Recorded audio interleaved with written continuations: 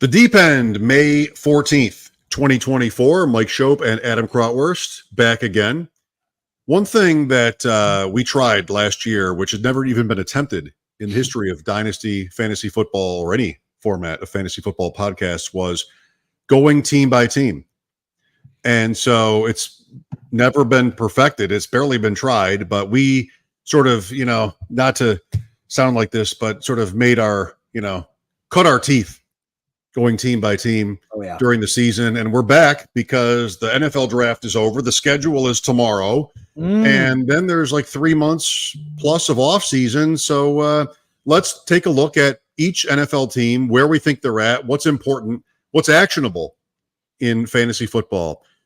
Thanks for being with us tonight, wherever you find your podcasts or on YouTube live, hopefully, in the Deep End. Mike and Adam, powered by the PlayerProfiler Network. Let's go.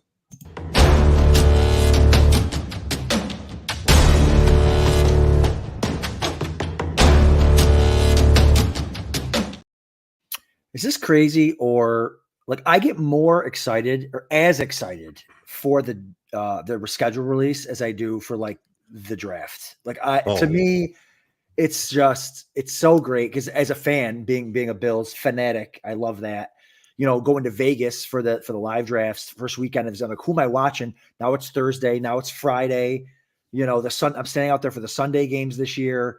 So I got to find a spot to do that. What games am I watching? It's just so much fun. Bills Thursday night, week 2 in Miami. Right. Already been leaked. That's good for them, right? Out of the sun during the day. That should help. But I love the schedule release. Love it. Shouldn't the team? All right, we caught you, Dolphins. you gamed the system so that you're on the cool side. Yep. How about, guess what? You're going to stand on the other sideline this year. Sure. Like you have 2 children and there's a candy bar. You let one of them break it and let the other one pick the half they want. Like everybody wins. All right. Good job, Dolphins. Wow. Other player safety, point of emphasis. Players on the other team are literally melting. Right. Maybe you stand over there and see what happens. Can't they put up like a couple of tents or something? Like, why is it? They could. They won't. They could. Come on, that's crazy. They could, but they won't. They won't. So you have to make them stand. Watch the Dolphins all tough, having never beaten Buffalo in like 30 years, be in the dark uniforms because we're not concerned about it's only 90 at 7 o'clock at night.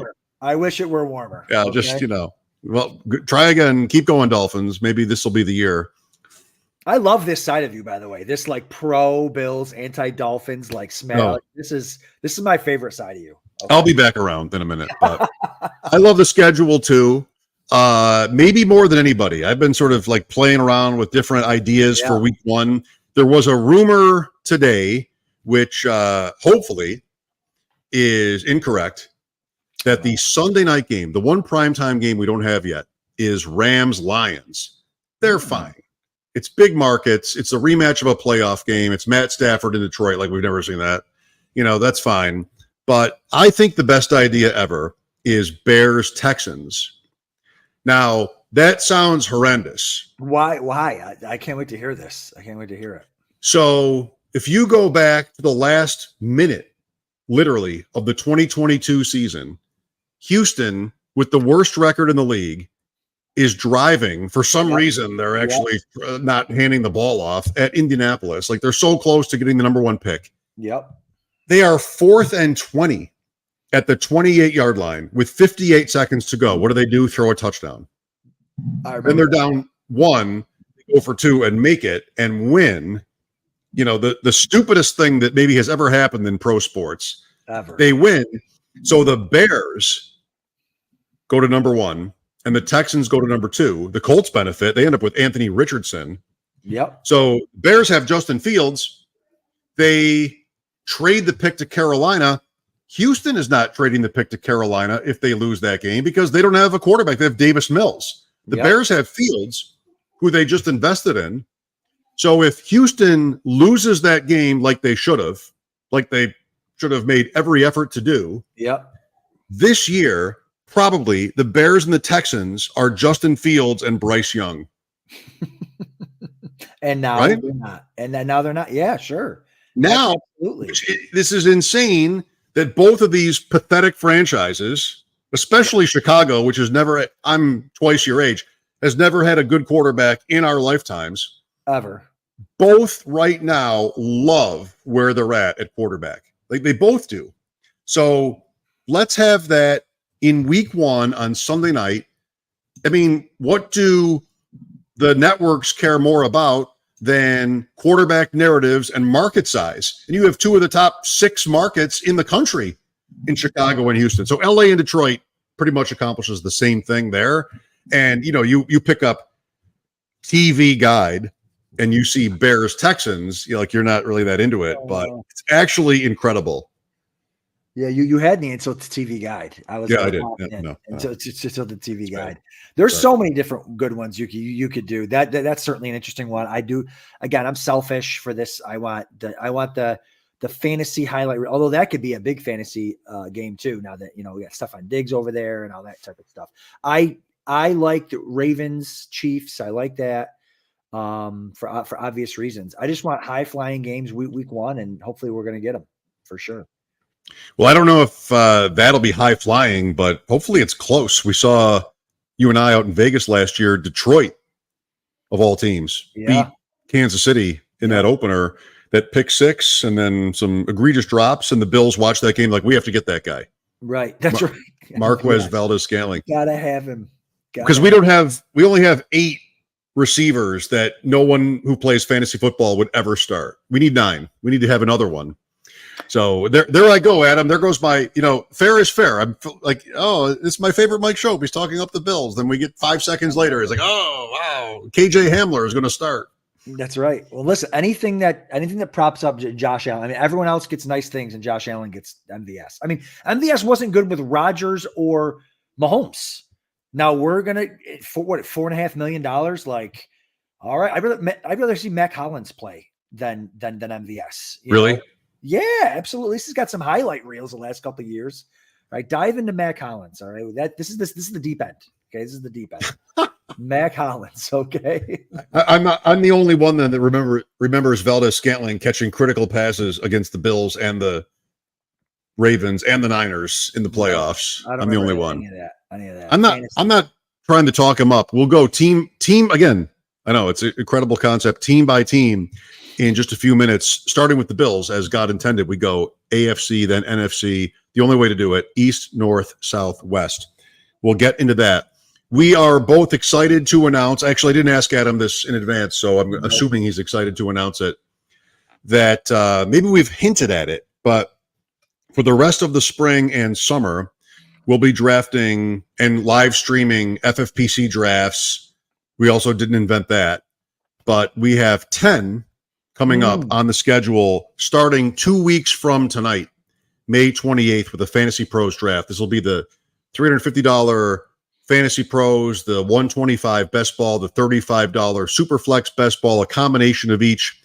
And we are tonight announcing the Deep End Celebrity Series. Oh my God. So that our show will bring to you guests that you probably are familiar with, but have never seen on a fantasy podcast or even necessarily any podcast before. Maybe they played professional sports.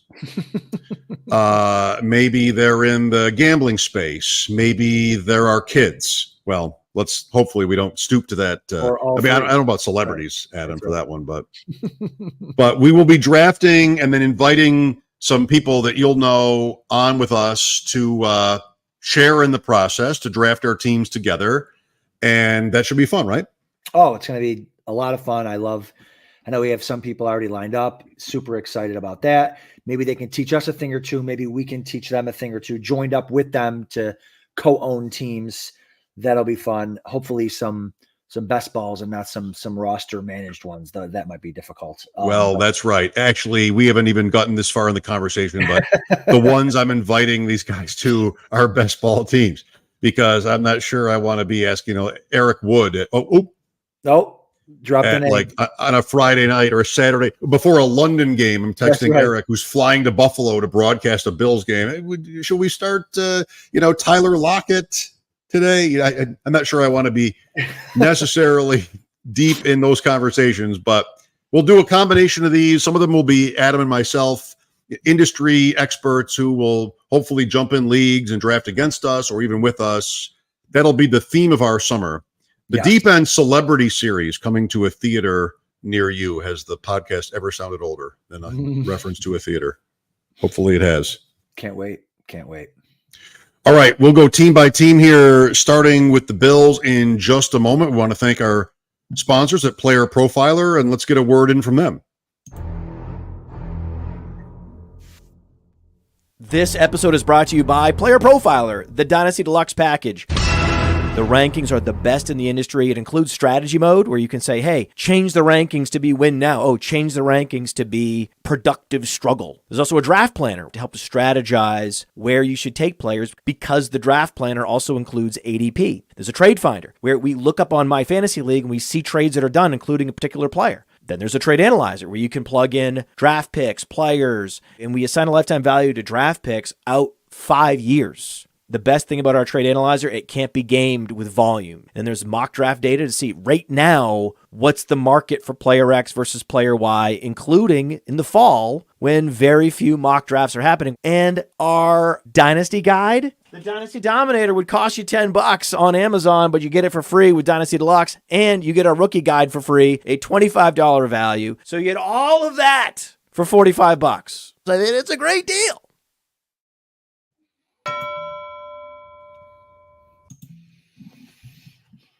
All right, Adam, the hardest question of the night first. Yes. Who is the Bills receiver in redraft this year to own? Kincaid doesn't count. Okay. Probably is it best ball? So redraft is not best ball, or you're saying non-dynasty? I just mean non-dynasty. Yeah, like okay. Coleman. Man, I want to say Coleman. I want to lean into this, like trusting the Bills brass, trusting Josh mock draft Allen. That's the thought that he might have had a little input on this. He seems like a really cool dude, and it's kind of like a down-to-earth, funny, goofy guy, which is kind of the opposite of what just left Buffalo and Stephon Diggs. So I want to lean into the hopefully uber talented receiver to have a big season for them. He obviously had some negative stuff from the combine, some positive stuff, some negative stuff from last season, but I think the physical talent can come out, and hopefully a guy like Josh Allen can kind of bring that out in him. But I've heard great things about Shakir as far as points for that. Great things for Curtis Samuel. I know that's been one of your guys for years, but I'm going to lean Keon Coleman here. I don't really want Josh Allen drafting the team, though. I mean, I'm torn on this because the quarterback should have input. Nobody in the organization, short of the owner, has more power than the quarterback. I mean, for what he's making, not the GM, not the GM and the coach combined. Yeah. So I don't want to shun him. Like this is what can happen, like what happened maybe in Green Bay. Not that they didn't come out great, but right. I don't want the quarterback drafting the players because this is my bias, Adam. I don't think Josh Allen cares about the stuff that I think is the most predictive. He might be looking at YouTube. I'm stereotyping. I'm admitting it. He's young. He's an athlete. He sees Keon Coleman make these amazing plays like, oh, Keon Coleman. But does he care about the yards per route run stuff where guys like Coleman and Mitchell and Brian Thomas were just like so low in that? That doesn't have to matter or tell us who's going to be good. If you're drafted by the Bills, you have a better chance of being good than if you're drafted by Carolina. But I doubt Allen is sort of like all going on full Mike Leone when it comes to this stuff, or Scott Barrett, and those guys have a voice. So I want not even the GM alone. I want the staff of a multi-billion-dollar organization, as I have for 20 years to my frustration, to care about that. And Allen, a month ago, told the media that he texted 2 words to Brandon Beane last year at the draft, Dalton Kincaid.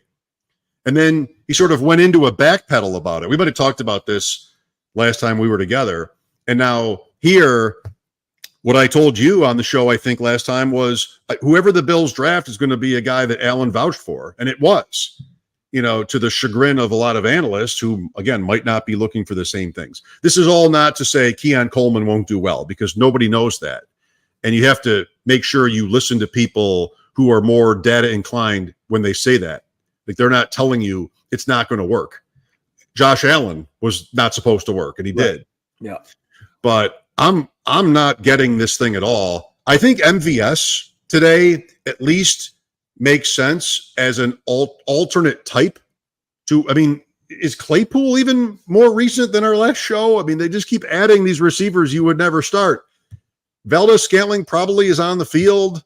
Maybe Claypool can get there. And then I don't know where it leaves the likes of Shakir or Samuel could end up in the backfield for all I know. It's wide open. It's a very interesting team with a quarterback everybody wants to sort of tap into.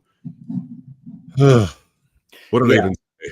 I don't even know. Yeah, right now I don't have any. I'm not excited right now to draft any one of them singularly. Like, I love Kincaid, but if I'm being asked who do I want to draft, it's Coleman. But that's gonna, we're gonna have cuts. Now, all these guys aren't making Mac Hollins. All these guys aren't making the roster, right? So it's like it'll trim down as it gets closer. I would love to see him. I think it's hilarious that Claypool's on the Bills, but I would love to see him succeed.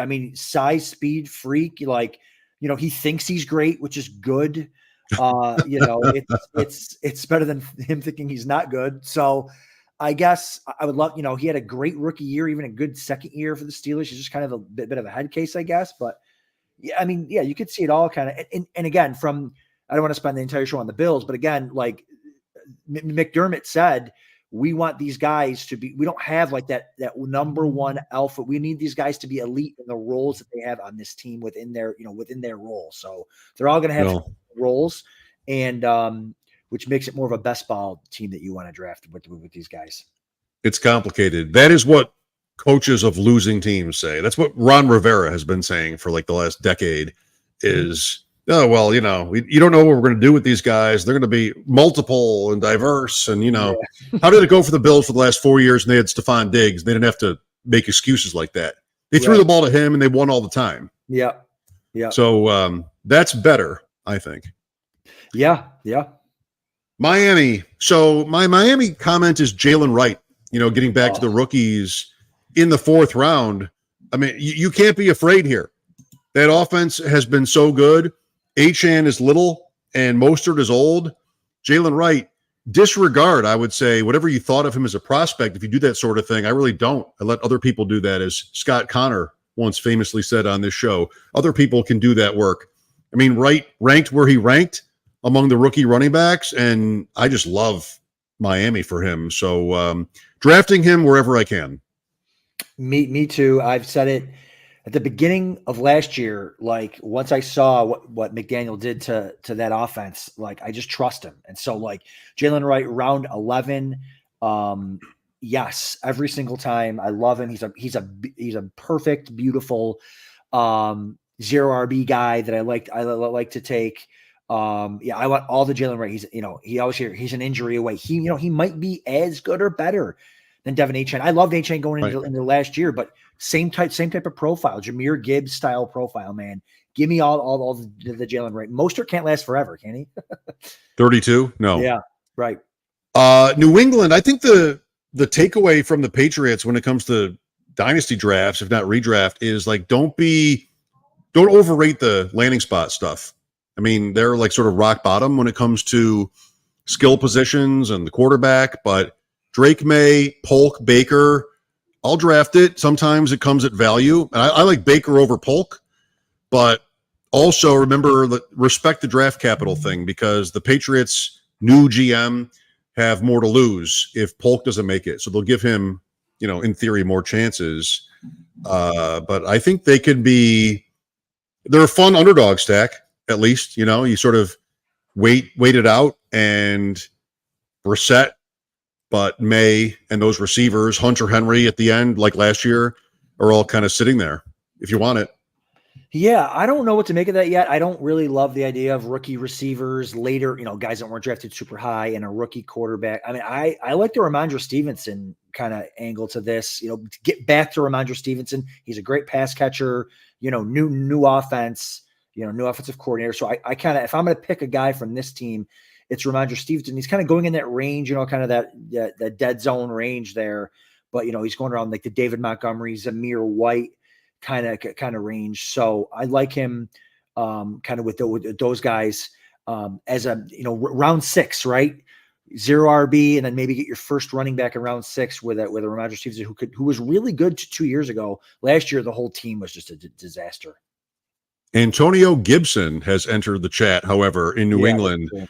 You and I have Stevenson on our deep end dynasty team. I traded Stevenson to Matt Schauf today in a rookie draft for dynasty for the 312 and the 412. I thought it was pretty even, and I picked Luke McCaffrey with the 312 and then can get another running back shot later. I just do not want to have third, fourth year running backs on a team that's still young. So that was the thinking behind that. Matt's super sharp, and I'm sure he won the league in its first year, the Draft Sharks Our Lads Dynasty League, and I thought it was a good trade for him too. Jets.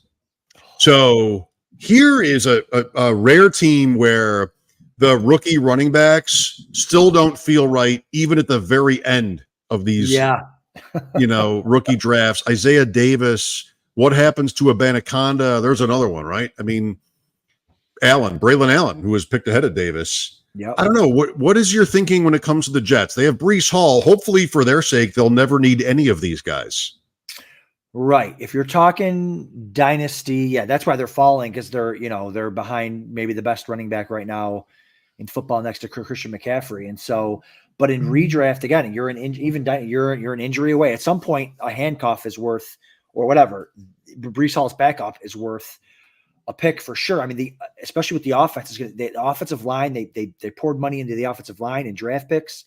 Like I'm all in on the Jets this year. I know this might be a spot where we maybe butt heads all summer, but like I love Garrett Wilson. I love the idea of, he was 1,000 yards last year with the worst quarterback you've ever seen in your life. So if he can get a healthy Aaron Rodgers, Mike Williams is there.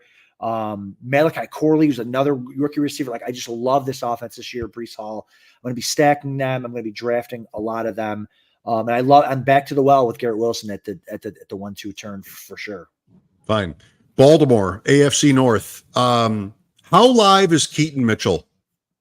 It's a good question. It's a guy that we got to see run in the regular season, but Henry is the horse there now, right? Like, so Keaton Mitchell, Lamar doesn't throw a ton to the running backs. So that's kind of where I think Keaton can carve out a role with Derrick Henry there, but he's not getting any touchdowns around the goal line. But where are you taking him? What are your last picks, Keaton Mitchell?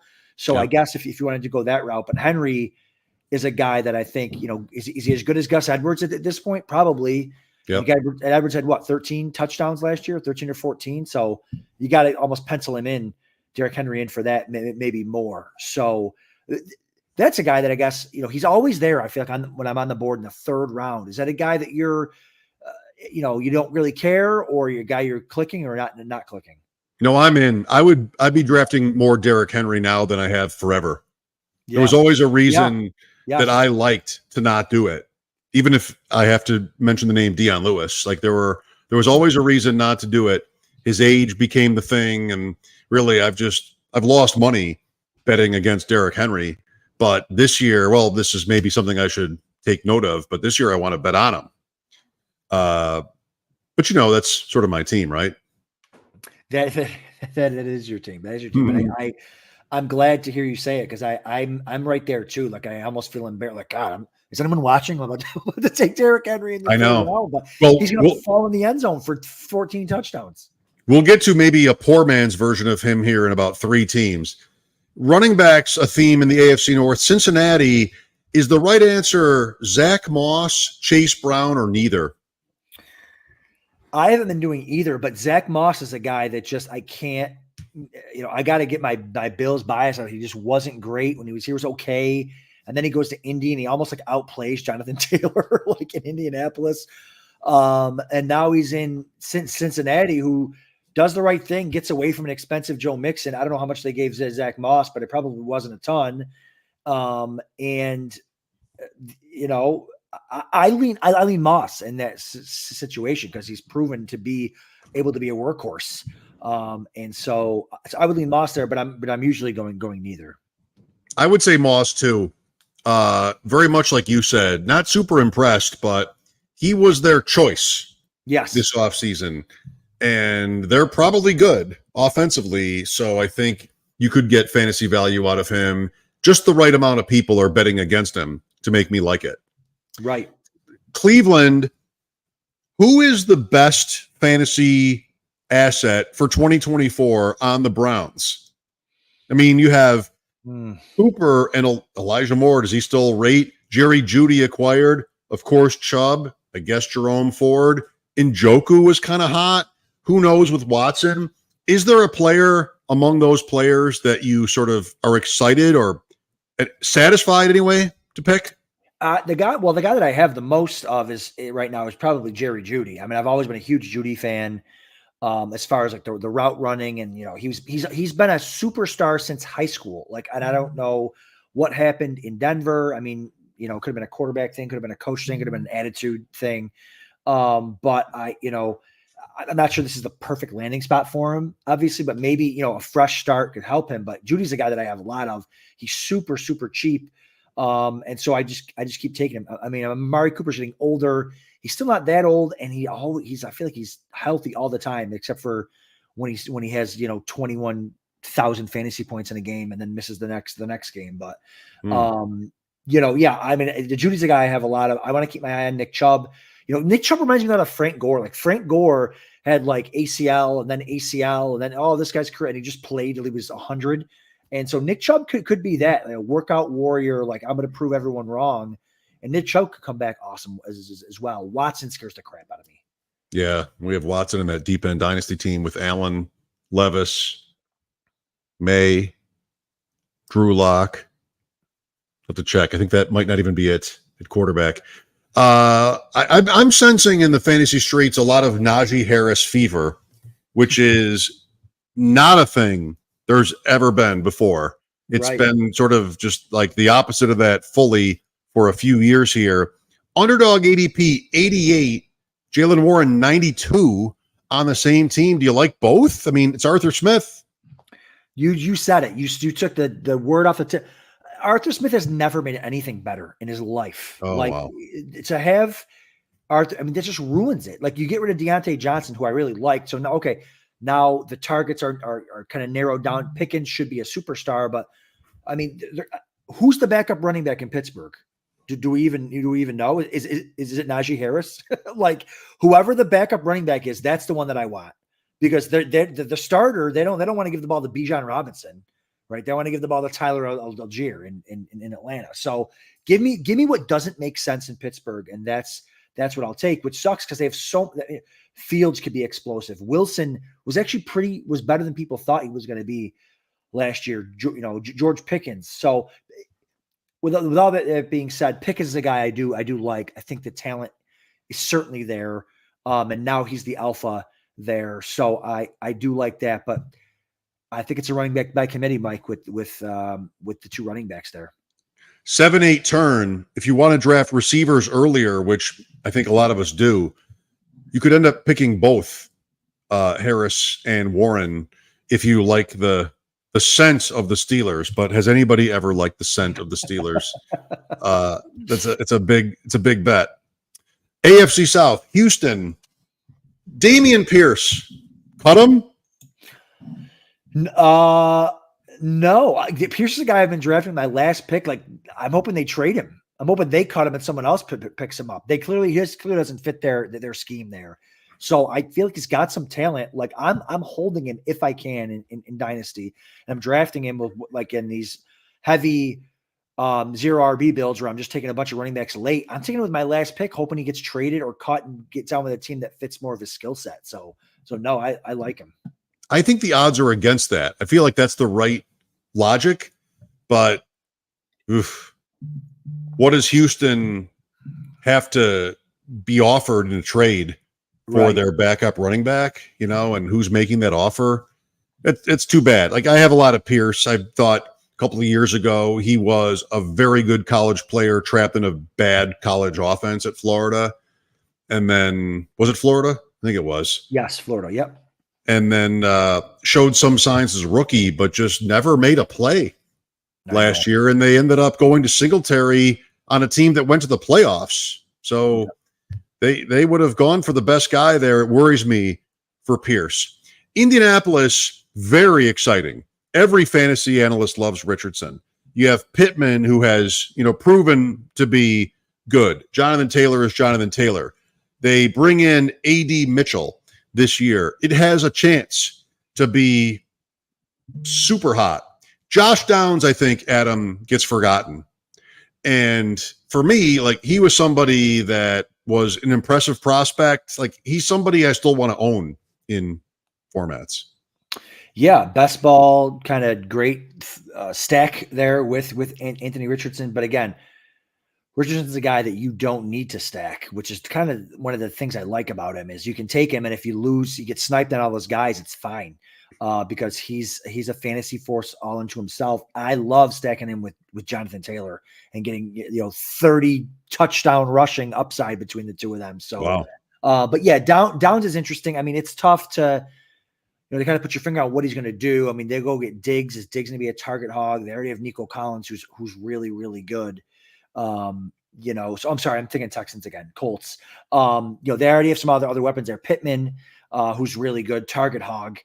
So it's going to be interesting to see what they do there. I'm all in on Richardson and Downs. I certainly could roll the dice on in best ball for sure as a stacking option. I think the way to get Richardson and Taylor together can end up being relatively unique, where you get Taylor at the 1-2 turn in underdog and then Richardson at 3-4, which is about a round early for him, if not more. But at least you have him and you have that. And again, based on ADP, a lot of people are not going to make that gamble. Where are you, real quick? Where are you with Richardson in Dynasty? So I have a 1250 Triflex Dynasty starting up here with a buddy of mine. We have pick 11, so we're not going to get Richardson, but I feel more comfortable taking him. I'm targeting him in redraft. Where are you with guys like Richardson, maybe Lamar, Kyler Murray? Like, are you worried? Do you got to get off of those guys with the injury concerns that maybe? It's one thing to take a guy and have him ruin 1 year, but if he could ruin your whole dynasty startup, like, do you shy away from those guys or you don't care? I don't mind. Okay. I mean, of those three, Richardson would be one for me because there is the highest ceiling. Yeah. Especially considering his age. Yeah. So I would want him among Murray and Jackson. And you just have to, I mean, I've learned this lesson the last few years, Adam. Only one winner, right? Like, coming in third, if not second, it pays the same as almost last, right? You can't make these decisions based on sort of how do I do okay. It's very different from best ball and tournaments. You're trying to win a league. So I'm going for the guys that I think have the best chance, within reason. You get value at somewhere else, and then ideally you can have a combination of some number of super high ceiling guys. I can't believe I'm telling you this. You know this. And then, other guys who are considered pretty safe. No one is actually really safe in fantasy football. So I'm going for the players that I think have the chance to score the very most points. And that's Richardson could break the game. Yeah, like Cam Newton broke the game for a little bit there. Yeah, no, I listen. I had so much Richardson last year, broke my heart. Heart. He was going to break the game, then he broke his shoulder, which was not great for anybody.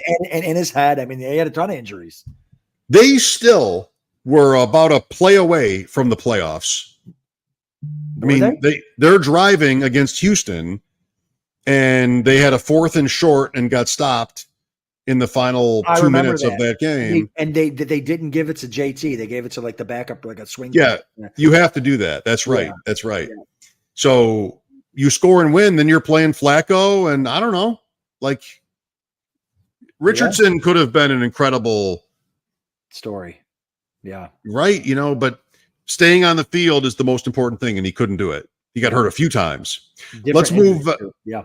Right. Let's move faster. Jacksonville, I was able to sort of realize a lesson today on Travis Etienne, which is I have been distracted by all the shiny objects in the AFC South and the Brian Thomas pick and the Gabe Davis move.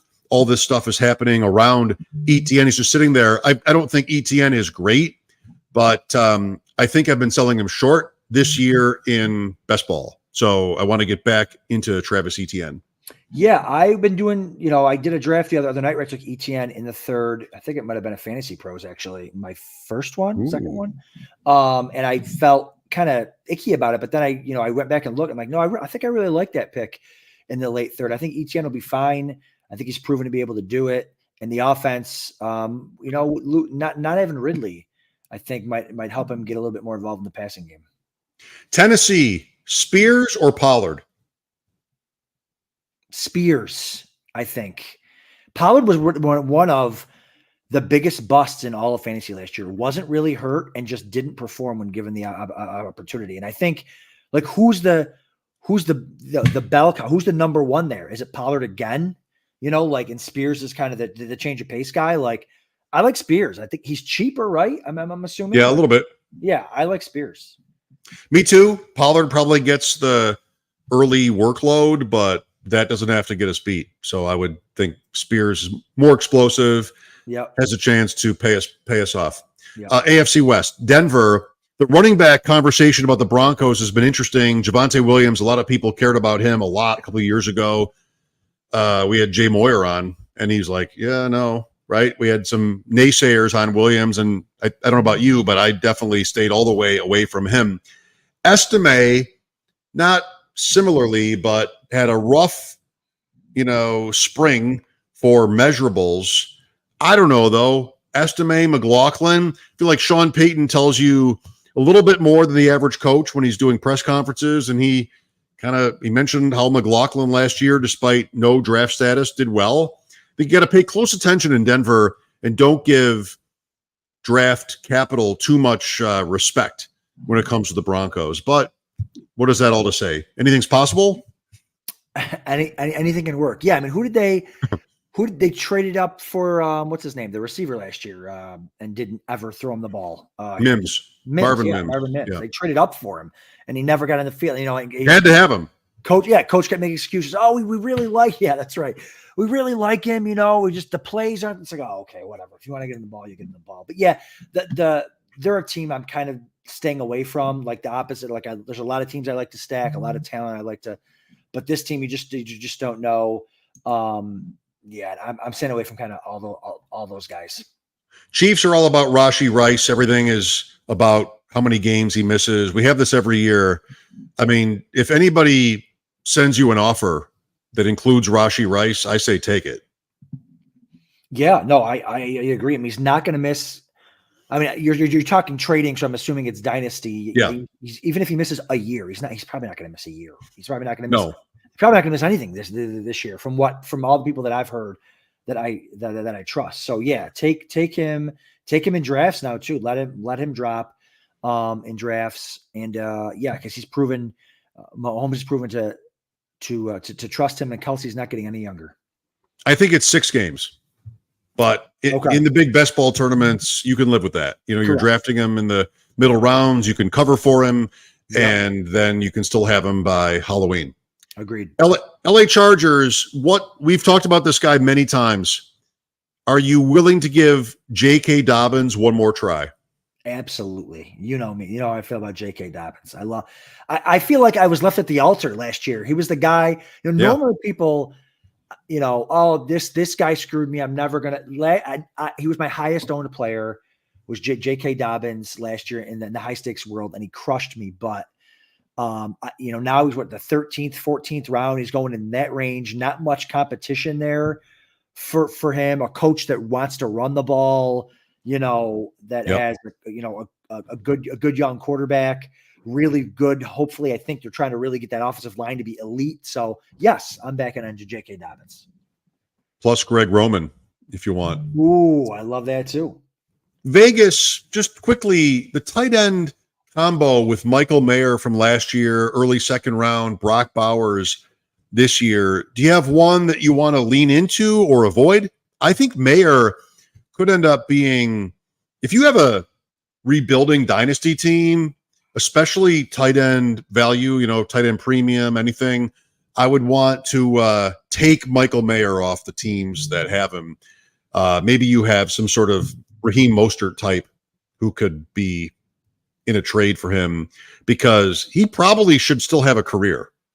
Yes, super young and was good last year too. It's just, I'm sure the Raiders didn't go into the offseason thinking, hey, we need to upgrade at tight end. But when you've got maybe, some people were saying, the best tight end prospect ever that falls into your lap, they just went ahead and took the best player available. So again, Mayer might make it traded, which would be the best case scenario for your dynasty team if you end up picking him up. So yeah, I think there's something there. I probably don't like him in redraft at all, but in dynasty, sure, I could see it.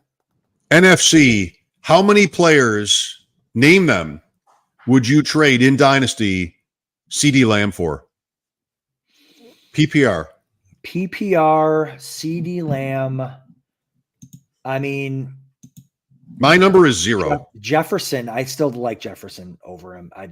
But again, one. One. Yeah. Not bad, right? Not bad at all. It was so good last year, and the year before. Adam, if you're known for anything more than flag football and you're interested in White Claw, it would be your distaste for Devin Singletary. Ugh. So at this point, he is the Giants running back, and people are talking themselves into somebody named Tyrone Tracy. I know. Do you want Singletary at his price in redraft? Absolutely. His former head coach. I mean, we took him in an underdog live on this here stream. So wow. That's been deleted. That's since been deleted. But yes. Deleted. Yes. Yes, I want Singletary and Tyrone Tracy. Why not? Singletary's going the 10th round. Tracy's going in one of your last picks. Sure. I like that. Former coach, former offensive coordinator from when he was in Buffalo is the head coach for the Giants. So yeah, I absolutely like that. I don't hear anybody talking about the Eagles. I don't know if last year ended too depressingly or what. The Barkley signing is a big move. The rest of it is mostly the same. A.J. Brown, Devontae Smith, who got paid. Goddard, you and I have Goddard. The waters are lukewarm when it comes to him. Any thoughts on the Eagles? Is this a team you would be sort of looking to, which would it be? Maybe more toward a dynasty standpoint, looking to invest in or looking to divest? That's a great question. Can I just take the easy way out and say hold those players? I mean, it's Jalen Hurts, I think, is in a kind of like a turning point year. Is he just going to kind of level off and be like what he is? He got banged up a lot last year. He faded during the end of the year last year. Are they going to have a change of offensive philosophy, bringing in Saquon, maybe running the ball more? This tush push is all fun. Everyone loves to talk about it. It's good for fourth downs and touchdowns, but those quarterbacks get beat up a lot at the goal line on those fourth down plays, man. You don't want to put your franchise on the line 40, 50 times a season. So I think I'm holding these guys, but I am super high considering on Saquon Barkley this year, ADP in redraft going in the 2-3, 2-4 spot. Right, teens. Yeah. I like him as the sixth running back off the board for sure. NATO has been convening all spring, and the one thing that they agreed upon was that Jahan Dotson is bad at football. I don't know. I missed something. I liked the traits his rookie year, and then last year went so quietly. You can't exactly take him away from disgruntled fantasy owners, but I'm still a believer a little bit.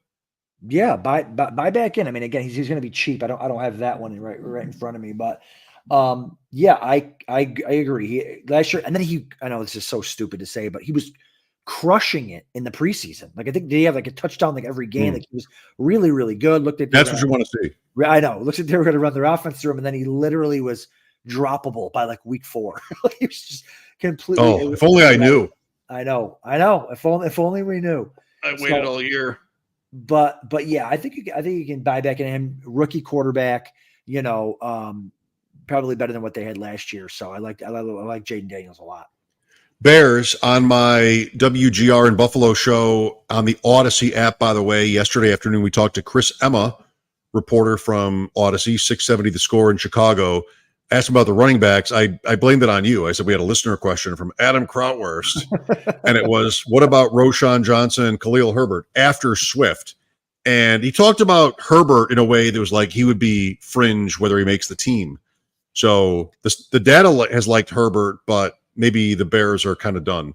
The data has liked Herbert, and he's been the best running back whenever he's been healthy there. Like who cares about that? Right. Who cares about that?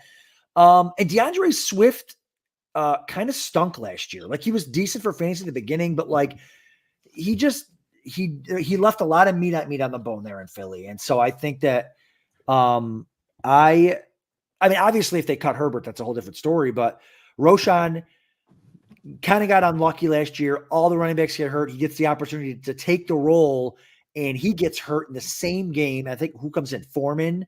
Does Deontay Foreman come in and just maybe? And he takes the role and is scoring fantasy points. So, I mean, you got to be down on the running backs there when they bring in another running back to start over them. So, I'm kind of off of both of them, but I do think Herbert is probably just as good as DeAndre Swift, but that doesn't matter whatever I think. Well, it matters to me. Okay, wonderful. Good to hear. Sam Laporta, for me, he's somebody that if I have him, I am looking around my, the roster grid to see if somebody might like him more. He's Dynasty tight end 1. Yep. But there are some other good candidates, even going as far as Mark Andrews. If you have a win now team, even still, you have to get paid off if you're going to trade Laporta. But I kind of would. I know Goff got paid, and I guess you're supposed to like that. I think he's fine. I think he's a B+ player on a B+ offense with St. Brown, with Gibbs.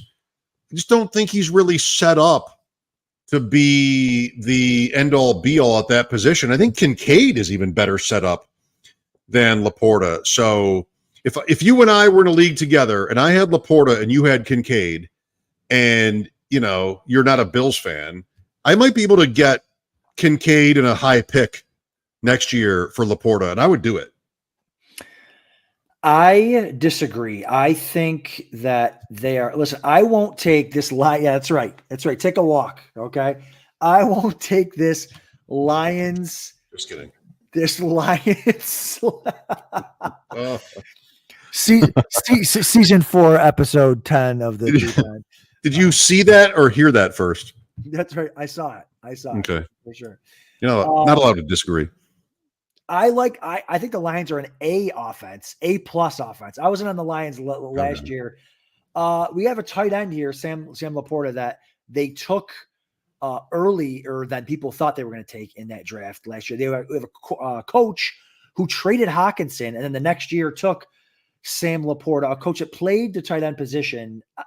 I don't know. I like Laporta a lot. I like this offense a lot. Now, I will agree with you. It's strange. It's really strange to see an FFPC tight end premium like Laporta, like to not have a tight end in the first round. Now, his ADP is at 11 right now, but a lot of times no tight end goes in the first round. It's really strange to see. This is an interesting kind of fun year for the tight end position. And then sometimes you get 4 in the second round. I like Laporta. I don't think he's a Kelsey, future Hall of Famer type thing, but I think everything kind of aligns there for them for his. I mean, I think his floor is super, super high. You mentioned Mark Andrews. Right now, he's an absolute steal. Tight end 5 in the FFPC. You're getting him in the middle of the third round. Like that's a guy that I'm targeting in every FFPC. Here we are again. Tune into Pros versus Joes in the hard ways for the 17th year in a row where we draft Mark Andrews. That's right. Here we go. Just I can't stop counting the money. Green Bay, I love everything. I mean, we don't have to spend a lot of time there, but I feel like this spring has been just the value on all the way to Dontavian Wicks. I mean, just give them to me and free.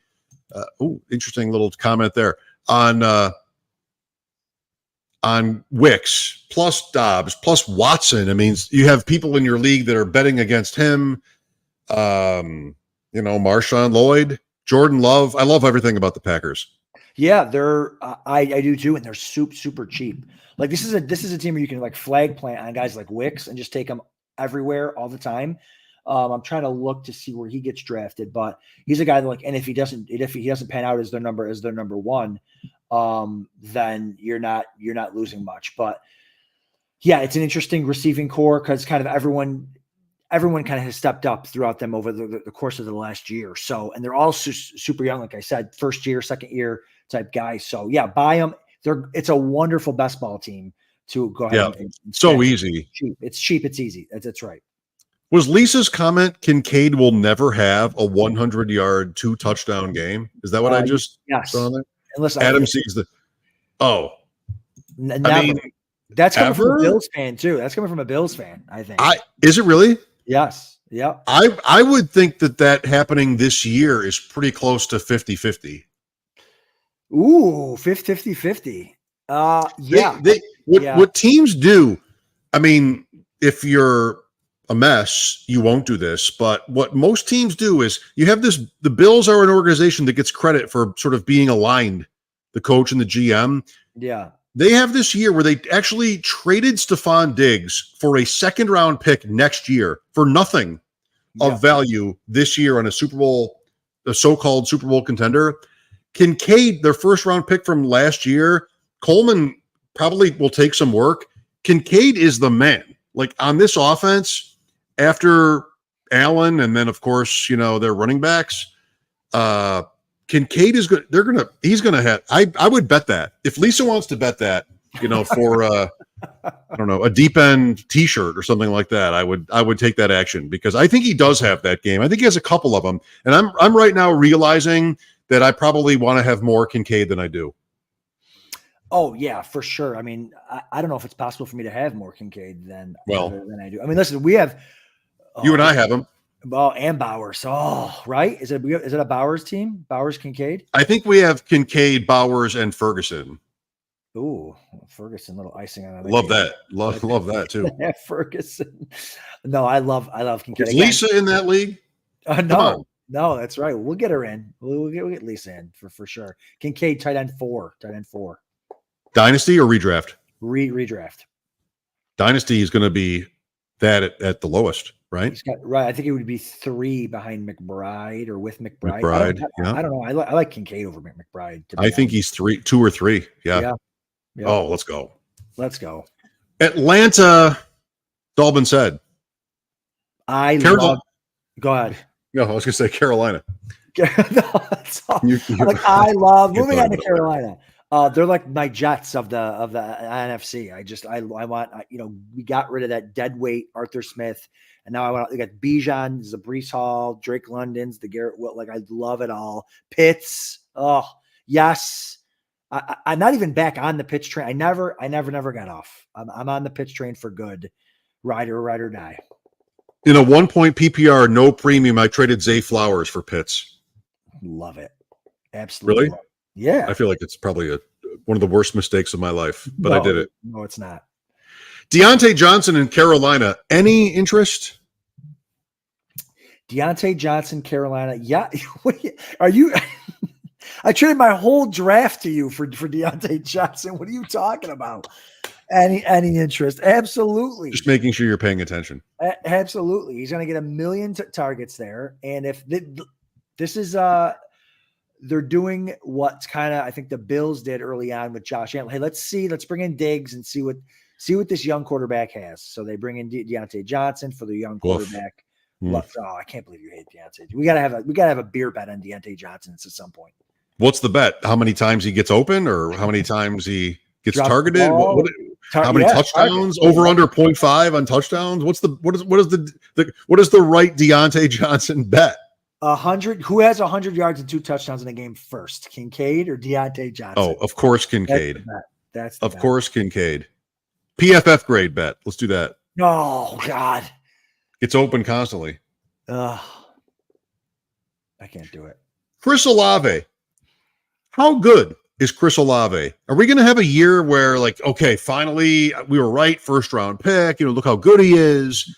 Are there going to be actual touchdowns? Is the Saints offense enough to allow for an elite wide receiver one in a dome? By the way, everybody's so excited about Detroit plays indoors and Minnesota and certain matchups. The Saints play, I believe the Saints play. I've been there. There was a roof. The Saints play indoors. What are the Saints? Is Olave? What is Olave? Olave's wide receiver one talent stuck with Derek Carr. Like that's the problem. I mean, there's no Michael Thomas there now, and they didn't add much in the way of competition. But I just can't get over, like, I don't think Carr is going to lead this guy to a wide receiver one season. I like him at like that end of the wide receiver two category until something changes there. But I think he's a great player. I think he's not as good as Garrett Wilson skill wise, but he's close. I mean, they were both excellent at Ohio State. They're both young. They're both awesome. But the difference between Carr and Rodgers is just huge. Very comparable. Speed round, or else the NFC West gets left in the green room. Speed round. Rashad White. Rather trade for him or trade him away? Rather trade him away. That was good. That was quick. I agree. I don't know. I just would rather trade him away. Dynasty, man. I'm rarely trading for running backs. Arizona, Connor and Benson. That's interesting in redraft. People have their favorites. What's going to happen? Give me Benson. Give me the youth. It's not interesting to me at all. It's give me Benson every time. I mean, Connor is old and he's slowing down. I know the PFF grade was great last year, but that doesn't mean everything. And so, give me the good young running back out of Florida State for sure. You've been a big Cooper Kupp guy. Let's hear a thought from you on Cooper Kupp, where he's at in his career, what his value is in fantasy. I mean, fifth round for Cooper Kupp. Yeah, if we're getting him there, I'm still the 4-5 turn. I love it. When Cooper Kupp and Puka were both healthy in the games, they were both healthy last year. It was like 23% target share versus 24% target share. So I'd not count on him for all the games. I love him in like a zero RB build as like your wide receiver 3, something like that. I would really, really love that. I can't wait when we get done to get on a draft and draft some Rams. Yes. Feeling the Rams.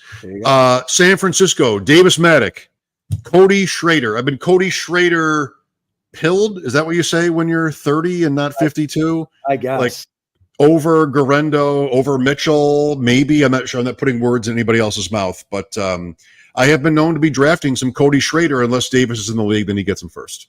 Yeah, that's right. I mean, I don't have a hot take on Cody Schrader, but you don't?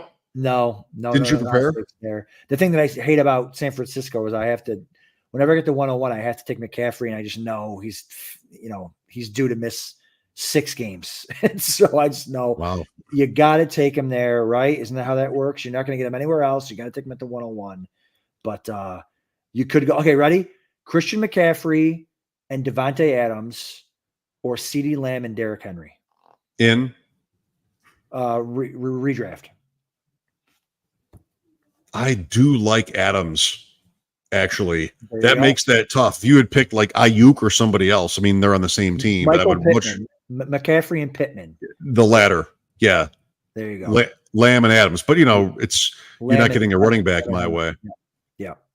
Seattle, I feel like, is a little bit being slept on. Nobody really has a confident feel in the quarterback. They hired a defensive coach, but a lot of very promising offensive weapons, including Walker. But JSN for me is the one who they invested the draft capital, and I like where he sits in these drafts. And he's good. He had a good, they started to really feature him towards the end of the year last year. Yes, JSN out on Lockett. I think I want to say I'm out on Metcalf, but he's going in the 4th round. I would take Devontae Smith over him. I would take Malik Neighbors over Metcalf. The guy's been like wide receiver 20 to wide receiver 24 the last 3 seasons. They haven't been able to really unlock him. And I don't think what's going to change this year. So I'm probably out on Metcalf. Just got a text from my son, who somehow was able to get Kincaid over 100 yards and in the end zone twice in baseball 9. I'm not sure how you do that, but I think the bet has been won. Oh, the best somehow of in a all. video game, Baseball 9, he got Kincaid 100 yards and 2 touchdowns. It was somehow the wires have been crossed on this one. Adam, I'm excited about a spring and summer of drafts starting 2 weeks from tonight with the Fantasy Pros draft. We're going to have the Celebrity Series, which we can't wait to announce once we finalize the lineup. You'll know at least 3 or 4 of these names. Please hit the like button, subscribe, follow, tell your friends, anything that might, in the algorithm world, help us make the show bigger, because that's what the folks at Player Profiler want from us, and, maybe so do we. That's right. Good luck in your drafts. Feel free to tweet at us at DeepEndFF1. Mike and Adam in the Deep End. Enjoy the rest of your night and week. Goodbye. See you guys. From the Podfather to you, I deeply appreciate you tuning in. And many ask, what can I do? What can I do to help support the hosts, the research they do, the production costs? Go to PlayerProfiler.com. Dynasty Deluxe, World Famous Draft Kit, Rankings, DFS Dominator, and of course, Data Analysis. Subscribe to any one of those, and you support all of us and take Player Profiler to the moon.